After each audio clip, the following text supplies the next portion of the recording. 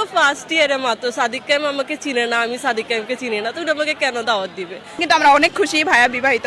শিবির নারী বিদ্বেষী বা ওরকম কোনো কিছুই মনে হয়নি। শিবির আসলে নারীদের পক্ষে কাজ করছে। গুপ্ত বলার কোনো কিছু নেই আসলে, এত বড় একটা অনুষ্ঠান যেহেতু করতেছে এবং ওরা ধারাবাহিকভাবে 5 আগস্টের পর থেকে অনুষ্ঠান করতেছে, তাহলে ওদেরকে তো গুপ্ত বলা যাবে না। আর গুপ্ত হলে এত বড় অনুষ্ঠান করে কেন? আসছিল ভাইয়া, তখন আমি অটোগ্রাফ নেওয়ার জন্য দৌড়াই গিয়েছি। আসলে আমি অত বেশি উত্তেজিত না কোনো বিষয়ে, কিন্তু আমার বান্ধবীরা আমাকে বলছে যে তুই এই বিষয়ে কেন এত উত্তেজিত, কারণ আমি ভাইকে সম্মান করি। আমাদের ভিপি এই সম্মানের জায়গা থেকে অনেক বেশি ভালো লাগা কাজ করছে।